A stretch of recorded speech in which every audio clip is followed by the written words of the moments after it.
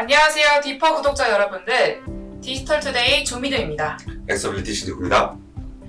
오늘 주제는 칭찬 듣는 보고서 작성, 준비는 이렇게라는 주제로 준비해봤는데요. 직장 생활하면서 한 장짜리 보고서를 쓸 때도 있고 또 여러 장짜리 또 아주 긴 기간 동안 준비해야 되는 그런 보고서를 쓰는 그런 기회도 있습니다. 이제 그럴 때 어떤 것을 미리 알아야 되고 또 작업은 또 어떻게 진행해야 되는지, 따라야 하는 규칙이 있는지 아니면 내가 뭔가를 놓치고 있는 건 아닌지 이런 또 걱정하시는 분들도 많은 것 같아요. 그래서 오늘 그런 분들을 위해서 내용을 준비해 봤습니다. 기업을 경영하는 데에 어떻게 쓸지 목적이 좀 분명합니다. 대부분 그게 한 장짜리든 아주 분량이 많은 보고서이든 분명하고, 또는 단계별로 뭐 임원분이나 리더분들이 이제 공식적으로 이제 연락을 하는 거예요. 그리고 많은 사람들이 그 이후에 참조할 수도 있고 또 다른 이제 동료 또 다른 직원분들이 작성한 것들과 비교가 됩니다. 아무래도 기록으로 남는 아웃풋이다 보니 좀 더 그렇죠. 네. 좀 더 노력을 많이 들여야 되는 것 같습니다. 보고서 작성 이전에 그 보고서 작성 지시를 딱 받았을 때 우리가 파악해야 될 것들을 좀 나열을 해봤어요. 이제 14가지 정도 되는데 일단 14개라는 질문에 그렇죠. 압도가 되는데 네.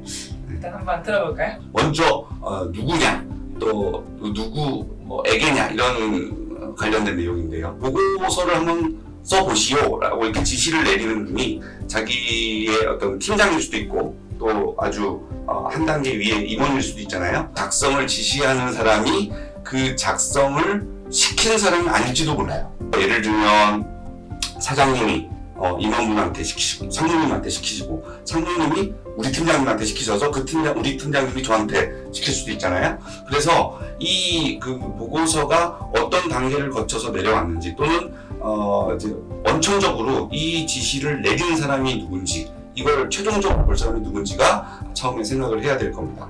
예를 들어서 팀장님이 나한테 지시를 하는데 이건 팀장님이 시키시는 거구나, 팀장님 이제 생각으로 팀장님이 판단해서 나한테 시키는 거구나 이런 생각을 하게 될 경우에, 만약에 그게 사장님이 팀장님한테 시키신 일이라면 팀장님 기준으로 막 작성을 해놨을 때 사장님이 보실 경우는 약간은 이렇게 예를 들면 상세한 내용이나 이건 팀장급에서 다 파악해야 되는 내용인데 이런 내용까지 왜 나한테 가지고 왔지? 이렇게 상황이 이제 전개될 수가 있잖아요.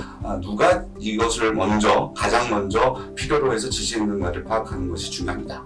자, 그리고 이것이 자기가 작성한 내용이 어느 단계를 거쳐가야 되는지도 알아야겠죠. 대부분의 경우는 담당자가 작성한 것이 최종 보고 지시자한테까지 이제 올라갑니다. 예를 들면 내가 누군가한테 지시를 했는데 그 지시를 한 분이 이제 작업한 보고서가 하나도 건드릴 게 없을 정도로 너무 이제 잘 만들어서 이걸 그대로 내가 사장님한테 올려도 되겠다라고 생각되는 때가 가장 바라는 때겠죠. 그런 분들이. 그렇기 때문에 작성할 때부터 이거는 최종 지시하신 분, 사장님 이런 분한테까지 바로 간다 이런 생각으로 작성하시는 게 맞습니다. 근데 이게 또 최종 보고서가 누가 받을지에 따라서 폼이 좀 많이 달라지게 되는 거예요. 그렇죠. 이거를 최종적으로 보실 분에 맞는 폼을 스타일을 그렇죠. 표를 할 것인지 맞습니다. 그림을 많이 넣을 것인지. 맞습니다.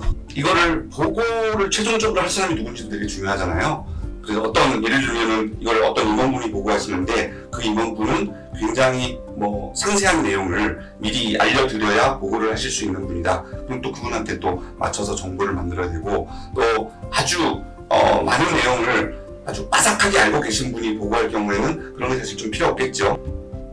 그 다음에는 이 보고서 작성 지시가 얼마나 급한 건지 좀 알아야 돼요. 내일까지 바로 우리 필요하니까 당장 좀 만들어줘 이런 걸 수도 있고, 그리고 아무리 좀 급하더라도 시간이 좀 많이 걸리는 것들이 있을 수가 있잖아요. 보고서 지시를 받으셨을 때는 2날 정도는 확인을 해야 돼요. 그래서 최종적으로 이게 쓸 날짜, 그리고 초안을 완성해서 검토하고 또 보완할 수 있도록 그 초안을 완성해서 같이 볼 날짜, 이 2개 정도는 서로 질문도 하고 확실하게 하고 시작하는 게 중요한 거죠. 사전에 네. 기한이 일단 길다면 네. 무조건 좀 많은 양을 원하실 줄 알았는데 네. 또 그게 또 달라질 수 있는 것 같습니다. 기간에 따라서 분량이 항상 비례하는 것은 아니다 하는 것을 직장생활 하시면서 좀 느끼실 텐데요.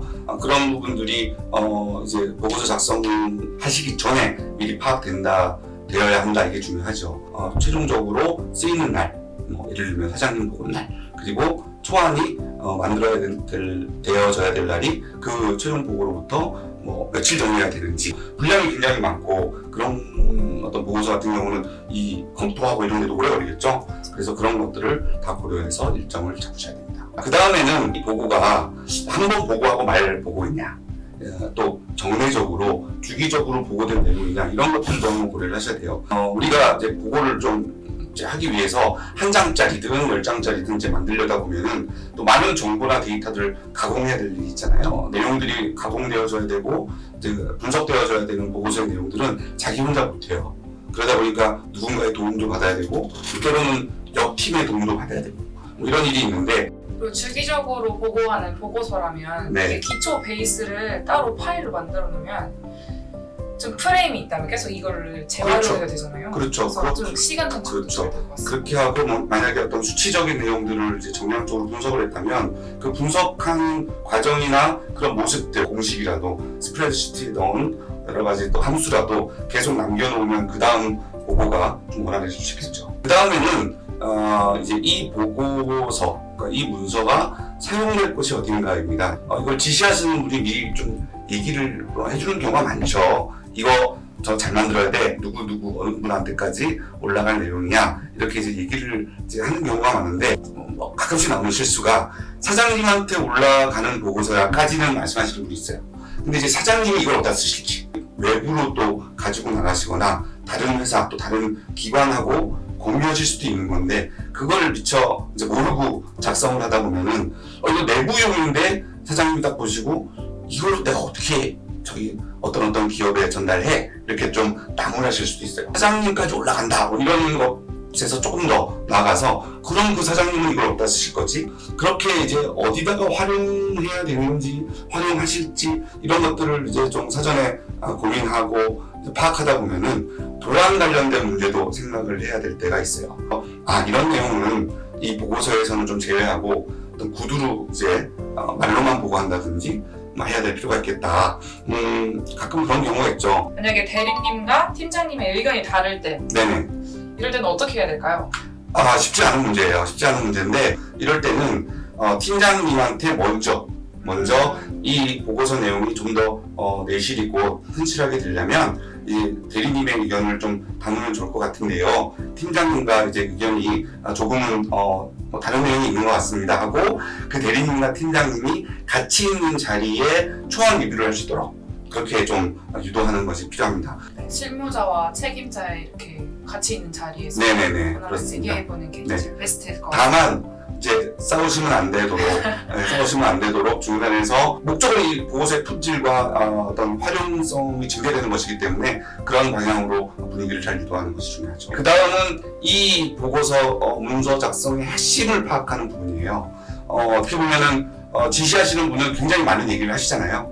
그래서 그것들을 다 기록하고 이 내용을 다 보고서에 넣어야지, 이렇게 하다 보면은 이게 또 아주 여러 산이 겹친 산이 됩니다. 이제 핵심이 되는 내용을 이제 파악해야 되는 것이 이제 중요하죠. 그런데 이런 핵심이 되는 내용을 파악하기 위해서 그럼 어떤 과정을 거쳐야 되느냐, 이런 질문들을 하실 거예요. 자, 그 과정은 이제 누가 뭐라고 해도 커뮤니케이션입니다. 내가 혼자 24시간을 고민하는 것보다 한 번 질문하고 한 번 실제적으로 이제 이 보고서를 최종적으로 받으실 분의 의견을 파악하는 것이 훨씬 낫죠. 정리를 해서 지시받고 지시받은 사항을 좀 정리를 해서 이런 내용이 나는 핵심이라고 생각된다. 그런 가설을 가지고 가야 돼요. 한번 지시받은 내용을 정리를 하고 자기의 가설, 나는 이런 내용이 핵심이라고 생각합니다. 이걸 준비를 해서 한번 확인하는 그런 과정을 거치는 게 좋고요. 뭔가 보고서를 작성할 때 자신이 애매하게 생각하는 부분을 네. 미리 마크업 해가는 게 굉장히 중요한 것 같은데, 그렇죠. 막상 앞에서 상사분이랑 얘기할 때 장황하게 얘기하게 네. 되니까 먼저 포인트를 짚고 가는 게 그렇죠. 중요한 것 같습니다. 그런 상황이 두려워서 그 상황을 그냥 넘어가게 되면 산을 다 올라갔는데 다시 산을 내려가야 되거나, 그죠? 제 작업을 하게 되면 더 힘든 경우에 맞닥뜨리게 되는 거죠. 문서에서 다루지 말아야 할 내용들이 이제 들어가는 내용입니다. 어떻게 보면은 보고서 지시를 받은 사람 입장에서는 이런 내용도 넣으면 좋아하실 거야, 이런 생각으로 이제 넣는 경우도 있겠고, 이게 정말 필요한가라는 고민이 깊지 않아서 들어가는 내용도 있을 겁니다. 한 번 더 고민해야 될 게 뭐냐면 이게 혹시나 이제 보고를 받으시는 분이 원하시는 어떤 하나의 본류가 있잖아요. 그런 큰 흐름이 있잖아요. 그 흐름을 좀 벗어나게 하는 좀 어떻게 보면 역효과를 내지 않을까 이런 고민을 한번 필요해야 돼요. 실제 보고서 사례에서 네. 그런 예시가 있을까요? 그럴 수 있죠. 예를 들어서 어떤 이벤트 계획을 세우는데 여러 업체들하고 이제 협력을 해서 이제 만드는데 굳이 안 넣어도 되는 내용, 예를 들어서 어떤 협력업체가 지난번에는 이런 내용에 대해서 좀 약속을 어겼어요. 이런 내용이 이제 나중에 얘기를 되는데 이런 내용이 이제 들어가게 되면 이제 사장님이 그런 일이 있으면은 나한테도 자세한 보고를 했었어야 되는 게 아니야. 이런 식으로 해서 그 내용과 관련돼서 한 또 오래 얘기를 하게 되는 그런 경우가 생기죠. 뺄 건 빼고 더할 건 더하는 게 그렇죠. 뺄 건 빼고 더할 건 더해야 되겠다. 이런 보고를 원하시는 분이 보고를 받을 때에 이 내용이 어떤 데이터를 근거로 이제 산출됐지, 어떤 정보를 가지고 만들어졌지, 이런 질문을 하실 거다라고 예측을 해야 되는 거예요. 많은 분들이 인터넷에서 어떤 사이트에서 다운받아서 그 데이터를 기본으로 이제 작성을 하면, 하지만 인터넷에 이제 돌아다니는 그런 데이터들 또는 어떤 기관에서 만든 데이터들도 그 데이터들이 어떻게 수집되고 1차 가공되었는지에 따라서 맞지 않을 수가 있겠죠. 다운받아서 만들었습니다. 이런 내용이 다 환영받지 않을 수도 있다. 저도 실제로 회사 입사 초반에 네. 뭔가 있어 보이는 보고서를 만들기 위해서 네네. 그냥 단순 연구 결과를 복붙해서 온 적이 있거든요. 그렇죠. 네, 이제 상사분이 이거 어디서 갖고 왔냐 그렇죠. 그래서 말씀을 하셔서 되게 당황했던 기억이 네네. 있습니다. 어떤 연구소에서는 이런 일이 있었어요. 어떤 연구자가 해외 유명한 저널에 있었던 그런 페이퍼의 논문의 내용을 이제 어떻게 보면 이제 활용해서 본인의 어떤 실험이나 이런 어떤 설계에 이용을 했거든요. 그런데 이제 그걸 보신 이제 연구소장님이나 이제 교수님들, 또 학자분들께서 그 논문 쓴 사람 내가 아는데 그거 그렇게 신뢰가 가지 않는다. 그래서 그 사람이 어떤 과정과 어떤 조건으로 어떤 목적으로 또 실험을 했느냐 이런 것들을 좀 깊이 있게 파악하고 활용하지 그랬어 하고 이제 지적하시는 경우도 있습니다. 본격적으로 이제 어떻게 하면 되느냐의 부분으로 이제 들어갑니다. 어떤 논리 이런 것과 관련된 또 다른 키워드를 쓰셔서 검색을 하시면 딱 같은 어떤 산업 군 내에 있지는 않지만 활용하실 수 있는 그런 보고서를 많이 찾으실 수가 있어요. 저도 그렇고 많은 분들이 직장생활 처음 할 때는 힘들어했던 내용이에요. 그래서 저도 이 책 같은데 이런 인터넷에도 잘 나와 있지 않는 내용이기 때문에 제가 좀 많은 분들과 이제 같이 일도 하고 사업도 하고 직장생활 하면서 정리했던 것을 한번 요약을 해봤습니다. 제일 먼저 이 보고 받으시는 분이 어느 정도 알고 있으세요. 이 내용에 대해서. 근데 좀 부정적이세요. 그럴 때는 어떻게 해야 되느냐. 자, 그런 부정적인 입장을 가지고 계시는데 아닙니다. 아주 긍정적으로 생각하셔야 됩니다. 이런 식으로 보고서를 작성하시면 먼저 보고를 첫 장을 딱 넘길 때부터 아니 왜 내 생각과 반대지 이러실 거 아니에요. 그래서 그럴 경우에 먼저 인정을 해야 됩니다. 그 부정적인 입장을 먼저 인정을 하고 부정적인 입장의 이유, 그 이유가 개선될 수 있다는 것을 아주 논리적으로, 그리고 이제 잘 알지 못하는데 좀 이제 궁금하다, 어떤 아주 중립적인 그런 어떤 스탠스를 가지고 계실 때는 이제 앞부분에다가 이제 필수 내용 중심으로 이제 긍정적 요소를 이제 구성을 하는 겁니다. 그래서 궁금했는데 이게 긍정적이라고 하네 이런 생각을 먼저 하시게끔 만들고 이제 어떻게 진행될지를 이제 자세히 푸는 그런 방법이 좋은데, 이런 중립적인 상황일 때는 부정적인 요소도 넣는다. 하지만 본인의 어떤 주장과 함께 작업한 팀들의 어떤 논리, 그것이 이제 개선되는 쪽이면은 이제 강조해서 말씀드리는 그런 흐름이 필요하죠. 정말 보고받는 분이 이런 스탠스가 어떤가에 따라서 보고하는 사람도 눈치익이 좀 많이 좀 바뀌어요. 실시간 질문이 하나 들어왔는데요. 임원분들이 성격이 급해서 긴 보고서를 싫어하시는데 좋은 보고서라는 게 좀 짧은 거를 의미하는 거일 수니까 이렇게 물어보셨는데 길이는 좀 어느 정도입니까? 저는 이제 감히 말씀드리지만 분량의 문제는 아니라고 봐요. 내가 알고 싶은 내용이 어디에 있느냐가 문제거든요. 네. 그래서 방금 전에 우리가 얘기했던 어떤 그 입장을 가지고 계신지를 고려해서 이런 내용을 뭐 최대한 앞부분 유지시키는 거죠. 앞부분에 잘만 유치를 시키면 그 뒤에 계속 보자, 계속 얘기해. 그래 그렇지 하실 수가 있고, 그리고 그런 내용이 앞에 잘 안 보여요. 그러면은 한 3장 4장을 뭐 밖에 보고를 안 했는데도 이게 분량은 많고 뭐 이렇게 내가 알고 그렇죠. 뼈대는 없어. 내지는 정말 중요한 포인트가 빠졌잖아. 이렇게 분량만 많이 할 필요 없는데 말이야. 이렇게 또 연결이 되는 거거든요. 그래서 분량은 5장이다 10장이다 정해진 건 없어요. 다만 3장 안에 앞쪽에 승부를 거시는 것이 중요하다. 어떤 승부냐? 보고 받으시는 분이 딱 알고 싶어하는 내용들입니다. 그 다음은 이제 왜냐는 거예요. 이 보고서가 만들어져야 하는 궁극적인 이유를 검토하시는 단계가 중요하다는 말씀이에요. 이게 어떤 분의 지시 때문에 하는 건지, 어떤 기관이나 회사, 다른 회사의 의뢰로 하는 건지, 평가를 하기 위해서 아주 결과를 잘 만들어야 되는 건지, 문의가 들어와서 답변해야 되는 건지, 이런 것들을 좀 아시고 보고서를 작성하시면 틀부터 달라지죠. 이 내용을 만들어야 되는 이유 먼저 파악하셔야 된다는 말씀을 드립니다. 이제 마지막이 되겠어요. 이 보고서 작성을 왜 나한테 맡기셨을까? 내가 만약에 정말 전문성도 없고 이 일을 아예 할 수도 없는 사람이면 시키지 않았겠죠. 그래서 나한테 기대하시는 것이 뭐고, 기대에 맞춰서 내가 어떤 것을 하는 것을 원하시는 거지?